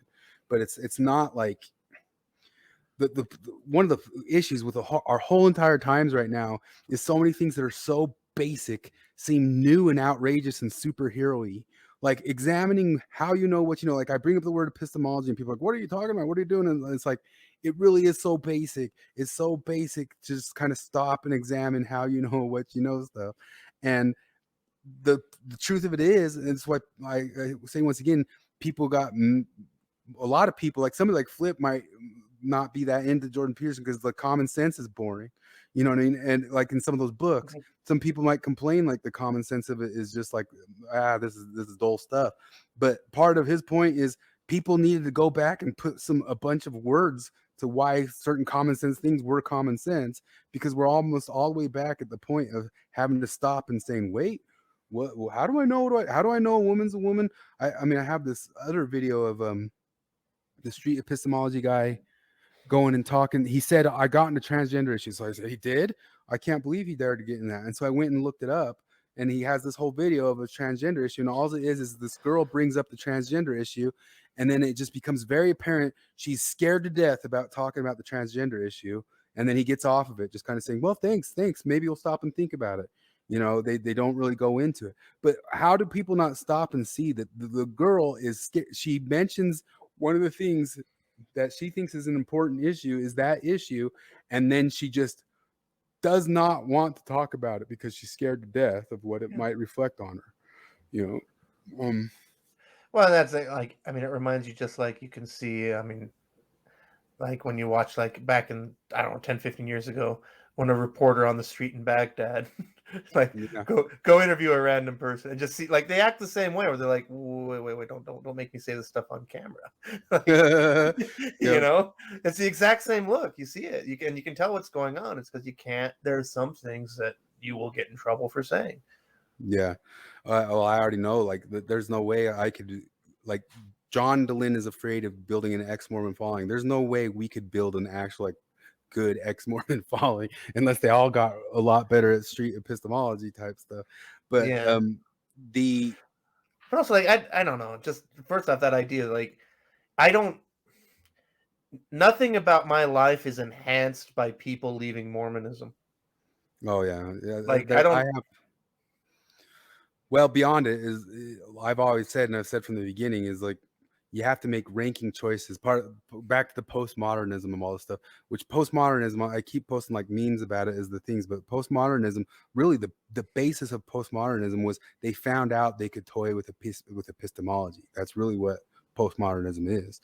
And they also, through all that sort of stuff, said you can't rank stuff. And for me, the very, very basic, simple thing about how we act in this world is we got to be judges. You have to be a judge. You have to rank stuff. And I do rank, like, if I could rank between, well, because I mean, I think Mormon world can get overly tyrannical too, for sure. But so I think it's good that it gets pushed back on. But the ex-Mormon community, as it's shaping out, unless they really do start examining their own ways of being, I would choose the Mormon community over it. So, well, yeah, I mean, not least of which is the fact that Mormons will talk to me. yeah, and Mormons ex-Mormons don't. They, like, I mean, at least not the ex-Mormons that follow Mormon stories, the woke ex-Mormons, they don't want anything to do with me. Whereas Mormons, they know all about me. They know all about that I was excommunicated. Well, whatever. Well, they don't care. When I talk to a Mormon, I can say what my opinion is without a 9-hour preamble about why I believe it's okay for me to have an opinion and not go into some Foucauldian, drain about explaining why I'm aware that they think that I can't have an epistemology because of my being in as itself makes me kind of like Agent Smith in the Matrix. You know what I mean? I'm speaking for the hegemony. I'm speaking for the powers that be, because that's all I can ever really be in this world due to my my identity. And the whole thing is just preamble to me finding out to see if they believe I can know things. That's an epistemology thing. Like, we need to dissolve first before you and I talk at all. Do you believe I'm a person who can know things and can have an opinion? Do you believe I can? Well, that's what's interesting to me is that, because this part of the debate, talking to wokies, is just like talking to William Lane Craig presuppositionalist Christians, where, like, that is step one, is do we have the common ground that A, the universe exists, and B, we can know things about it? Because that's what I learned after years of dealing with presuppositionalists, is that, like, I mean, if you get that out of the way first, number one, the discussion is over, because presuppositional falls apart if you accept those first two assumptions. But, like, yeah, you really have to do that. And it's the exact same thing with the wokies, which is just, I mean, that's why I think wokeism is a religion, is that, yeah, like you say, step one, the universe exists, objective reality exists, and we can know things about it. Not that we do necessarily, just that we can know things. And like you say, postmodernism rejects the idea that there's any higher access to knowledge. Yeah, and then the future versions of it then change that into intersectionality, which spans into everything else, and then it basically says, not basically, it says that those people of oppressed positions have access to a standpoint epistemology, to certain types of knowledge, but they have not special knowledge. Yeah, basically.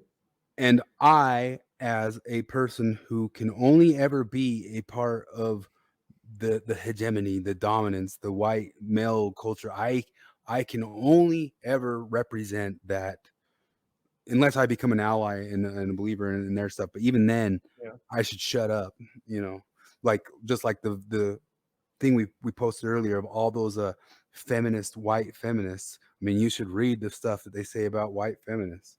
Whoosh. But I mean, one of my favorite woke ironies watching John DeLynn is how many times he talks about rich white men. I know, it just kills me. And yep, you're standing on a rock that you've already deconstructed, or you've already agreed to it that is deconstructed, or that rock is the epistemological jabbing that I was basically begging for you guys to give me a chance to get on your podcast to let me jab at your epistemology the way you guys are now advocating that they go do on the streets. And I'll never get that chance. Yeah.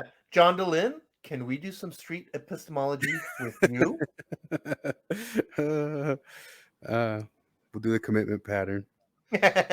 Talking about street epistemology, like, so the whole thing that launched this podcast was whatever it was, however many weeks ago, when on Mormon Stories, the two Johns, both said, "Hey, if you have criticisms of us, we want to hear them," and we said so. And then they told you to stay. John Larson told you to stay away from his family, and they just ignored me. But one of the things I tried to do to John Larson was a little street epistemology, because, you know, like when he brought up the whole white supremacy thing with you, and you asked him, like, define your terms, and he did that dual definition. So I just asked some basic questions, which, like, I can't remember, I have to look them up, but, like, you know, he talked about, like, you know, like, who is white and who is not white, and I said, is there any objective standard that someone from outside can determine who is or is not white, and what is that standard? That's my street epistemology on John Larson's whole basis for talking about whiteness. You know, it's that simple. But I mean, he's not going to answer me because we know the answer. The answer is, of course not, because race is biologically meaningless. There's another problem with the whole street epistemology thing and the Socratic method thing and the commitment pattern thing. And that's when the other person knows it, it's not a good way to go about stuff.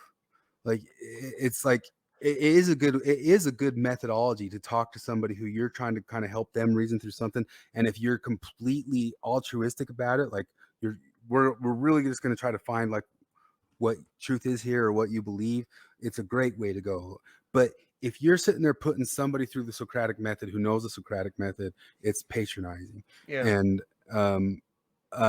but at the same time too, if they start doing it to you, you have to start doing it back. You know what I mean? So then it just becomes a chess game. Yeah. And it's just at some point you just got to like stop and get real about stuff and just start talking to them. But I don't think you and I had any, or have ever had any sort of a belief that they were going to ever give us a chance to entertain talking actual criticisms with them at any point or another. I mean, we're not that naive at all.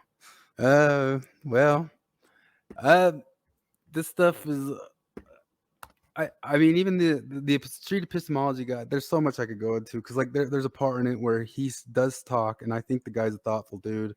He does start talking about, well, I'm starting to notice there's a problem with just ripping it away from people. He says he wants to do some actual studies on if they are actually causing harm. He says he doesn't want to go back out on the street anymore. He says, I don't know if that's because he's thinking of this other stuff, but he says he's actually trying to put some studies into it. But he says the thing that went against what Rated Free Mormon said in the Midnight Mormon debate, and he says you do have some responsibility if you go tear some stuff away and just like leave them out in like the middle of the ocean without any direction. Yeah, no, I mean, the same friends I referenced earlier, when they came to me and said, by the way, I'm not Mormon anymore, my first reaction to each of them was, I'm sorry. Like, that's not fun. That's hard. You know, like, I'm not happy for you. Like, I mean, it's good. Well, there's like, this isn't good news necessarily. There's even some other scenarios that we've seen a billion times, like going back to David Silverman and Matt Dillahunty and all that sorts of stuff. And this stuff is things that I've learned perfectly well about, you know, myself, is that you start thinking that, hey, it's free now. It's free for all. It's free for all sex world now. It's free for all. We can start opening marriages. We can start playing around with this stuff. And you hear, like, you've been around this stuff for 20 years and you hear people start to say it and you go, oh yeah, I'm sorry. The same thing you're saying right there. You don't want to say, oh boy, good for you. You go, I'm sorry. I feel maybe I'm kind of a freak, but I never went through any of that stuff. Like I was not Mormon for 3 years before I got drunk, for example, you know, like, yeah. And I never had that, like, that whole idea was always foreign to me. I remember John Larson talking about that, about like, yeah, some people leave the church and immediately start going to do heroin. I'm like, what, really? And like, for me, that, I mean, I've seen enough of it now to understand it, but like, I don't know, I guess, like I said, maybe I'm just a freak, but like I've said before, I stopped being Mormon this moment I stopped believing in it. And I never had the moment of like, and now I must tear it all down. You know, I was just like, I was very immediately, I was like, okay, well, this works for the people it works for. The world is filled with weird ideas. you know, and that's part. I mean, this is one of the things I keep banging on about is tolerance, and what I think is the classical idea of tolerance, because like the woke have managed to Orwellianize the word tolerance into meaning acceptance. Like, no, tolerance is not acceptance.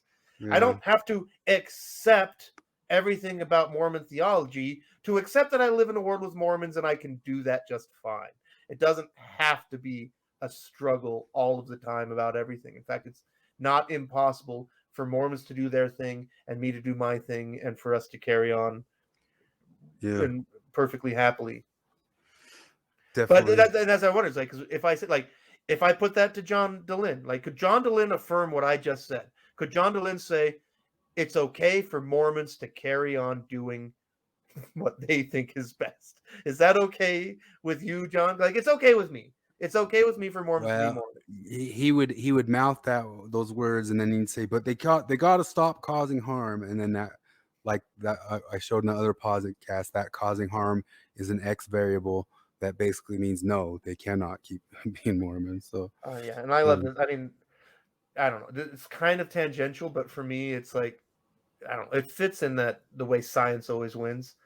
Because I deal a lot with the world of alcohol and drinks and tasty things, and natural wines are a big deal.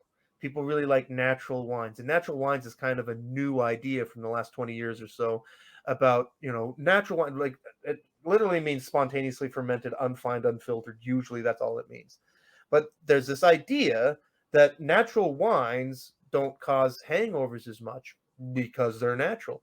And just last week, some research got published that showed that, if anything, natural wines are more likely to cause hangovers because, one of the things that makes natural wines is no added sulfates.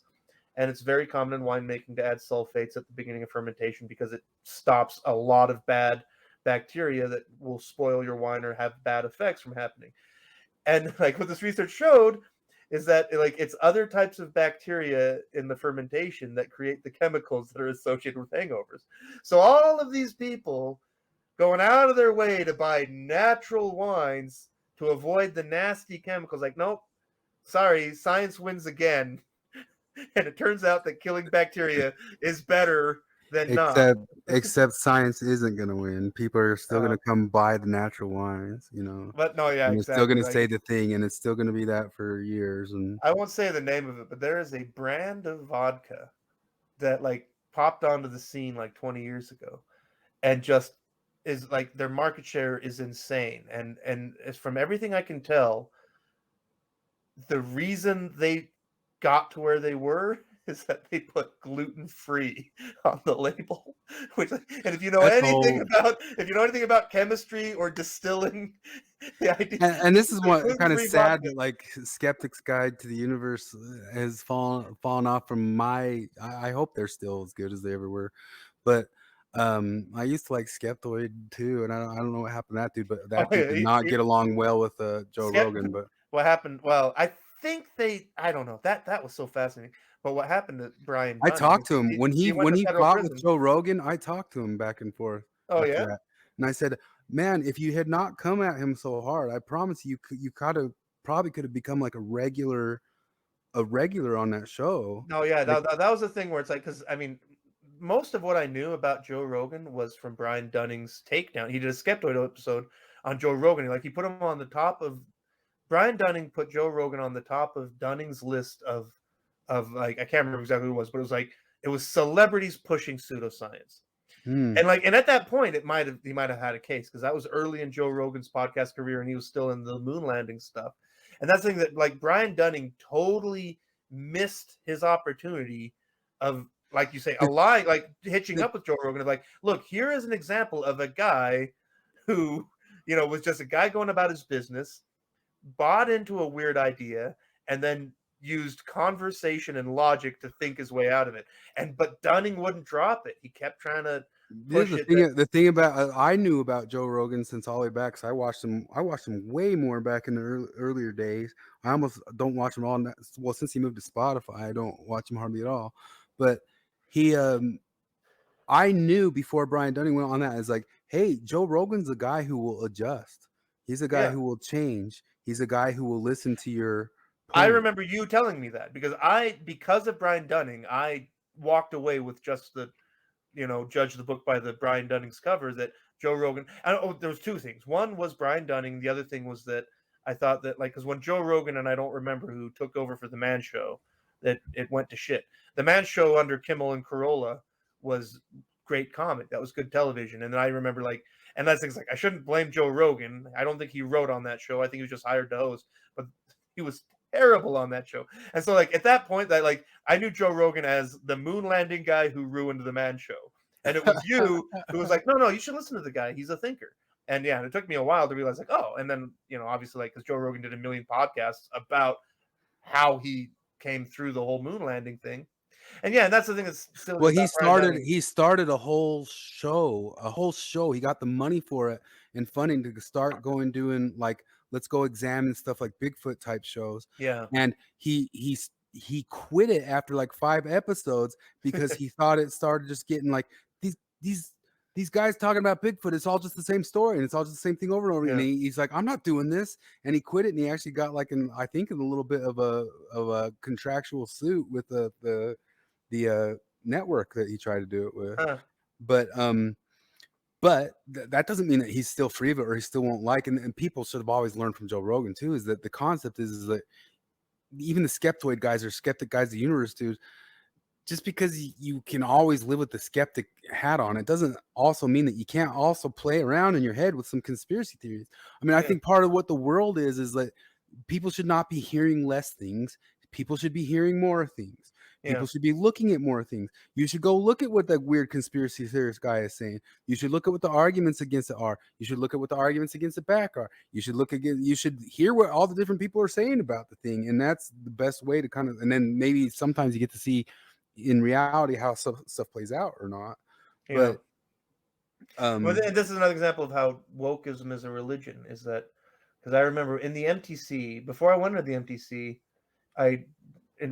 like I always did, I read, and I went to the church distribution center to buy a bunch of books. Like I went to go buy my mission library, right? They say to buy the approved mission library, and while I was there, I bought a bunch of other stuff.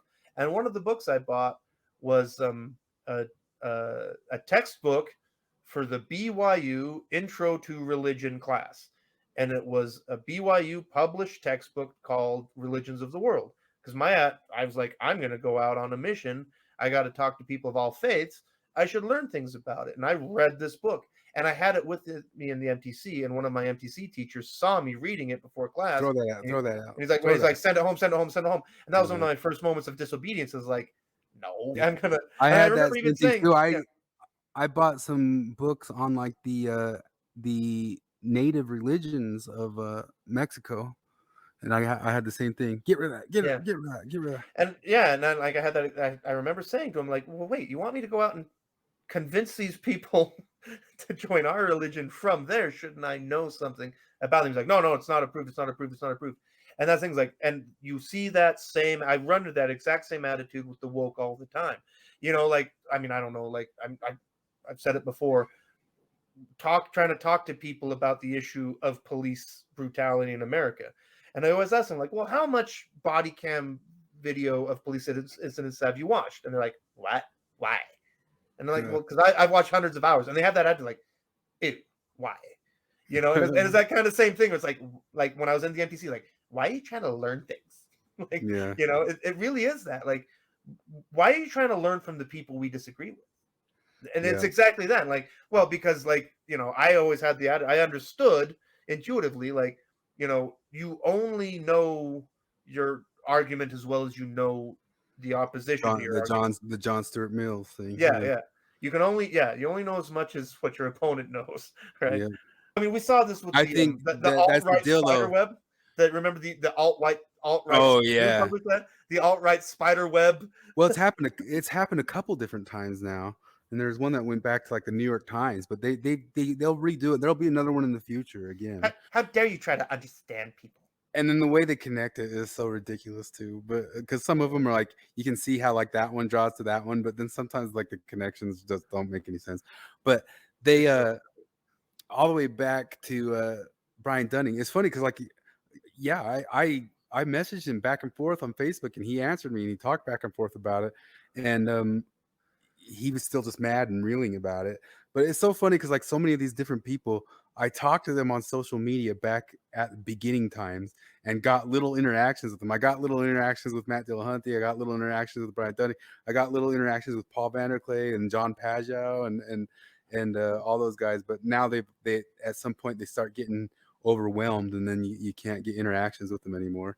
But it's that skeptoid stuff, going all the way back to it, one of the reasons I actually, for real, one of the reasons I got into bodybuilding was a science test. It was, what does the actual science say that can happen to my body or do to my body if I go and act and put my body through this thing or that thing? And one of the things that you know of all the way back in the day, and I even used some like skeptoid clips from it, is the Diet Coke thing. And people used to always say that like you'll get fatter from Diet Coke than you'll get from regular Coke or something like that. I can I- tell you it's not true. Nobody has sucked down more Diet Coke than Chris Hanna. and I've gotten competition shredded several times on it. And but that, And I remember you telling me, it's like, like I looked it up. Like, I mean, you're not an endocrinologist or a pharmacodynamicist or whatever that is, but you're smart enough to read the research and you understand, like, oh well, like you don't metabolize it, you piss it out. Therefore there's no calorie intake, and that, like, yeah, and it's just simple science. And like, and I've heard you tell the story a million times, and I've seen it a million times, where some overweight woman sucking down a 500 calorie kombucha points at your Diet Coke and says, "That's bad for you." and I just roll my head, or I go into like those kind of hippie coffee shops, and the hippie coffee shops only have real sugar because it's healthier for me, and I'm like, "Ugh." But Yeah, no, and I envy you because I have that genetic misfortune that artificial sweeteners taste like bitter chemical soap to me.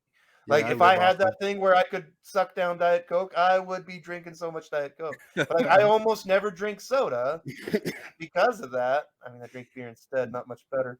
But yeah, but what? like, yeah, no, that's science thing. Where, yeah, like, I mean, that's the thing exactly. Like, most people still believe. I think if you did a straw poll, what makes you fatter, Diet Coke or real Coke?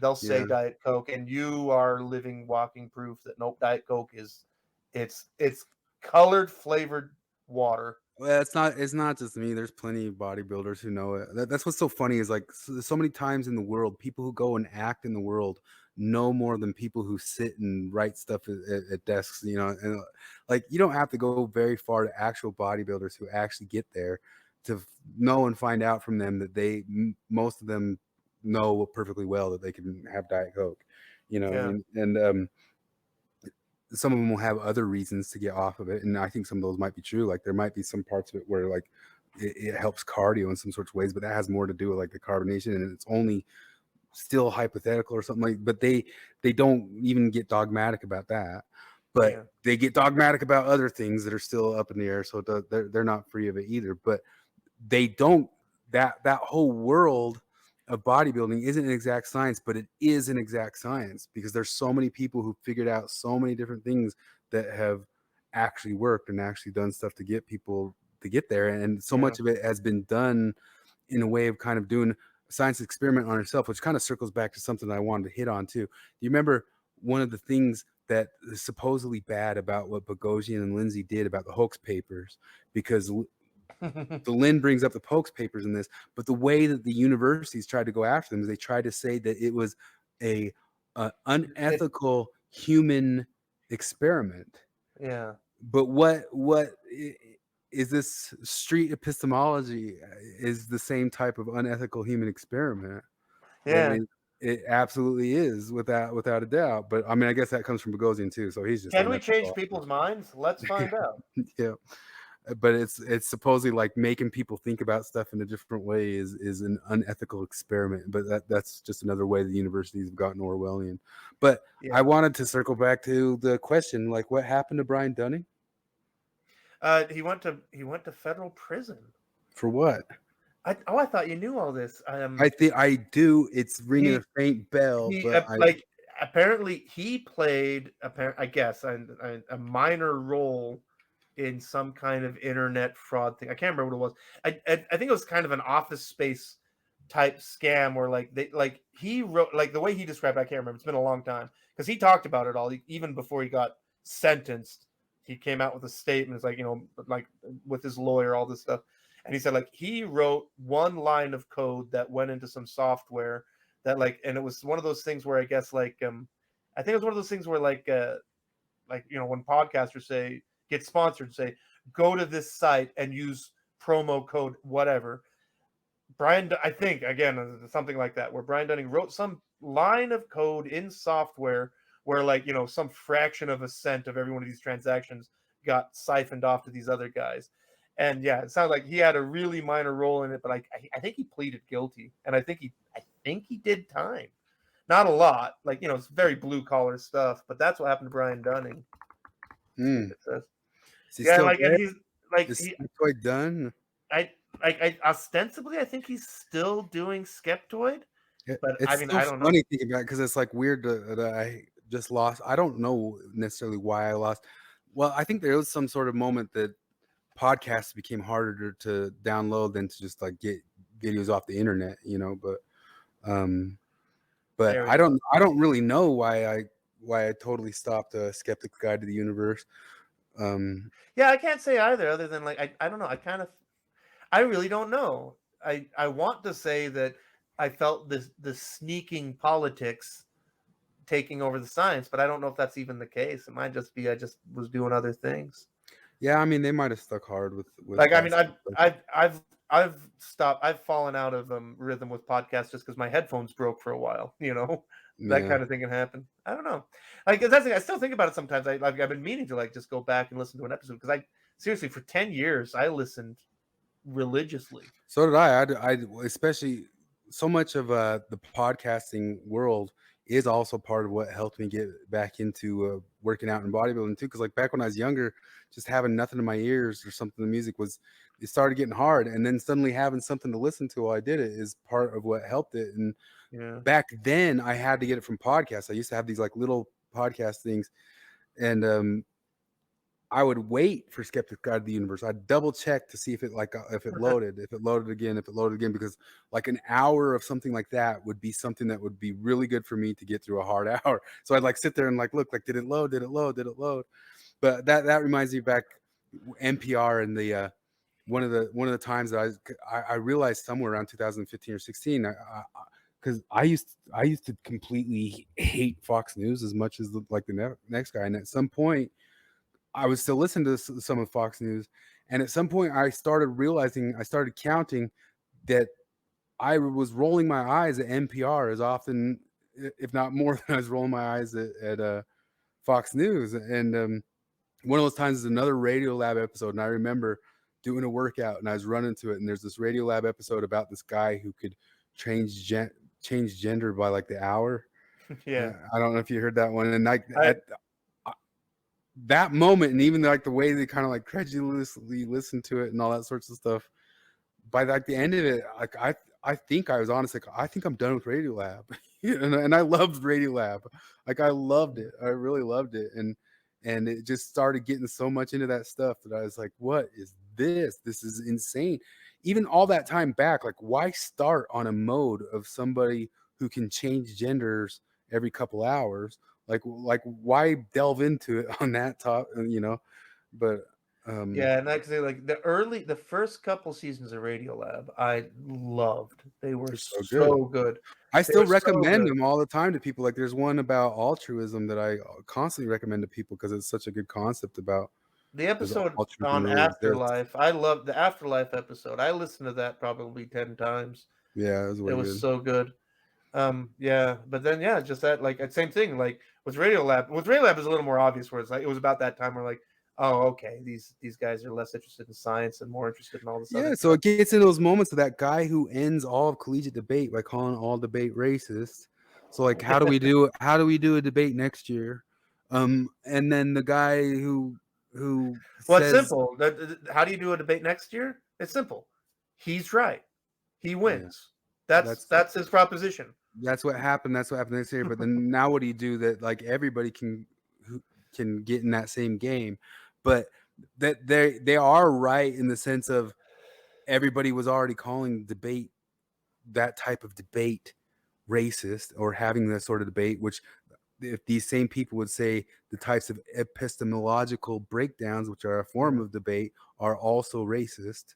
Well, And that episode is also an education for me in that, like, up until then, I still had the weird idea that like formalized collegiate debate was about like making good arguments, and it was in that episode that I learned that like, oh, that had stopped being the case for a long time, and it literally had come down to like how many arguments per minute can you squeeze in, and attacking them, yeah, and like yeah, they don't have to be good, they don't have to be cogent.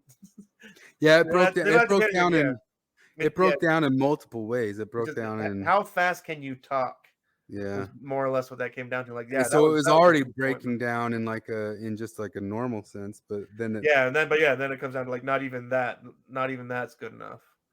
yeah. Ugh.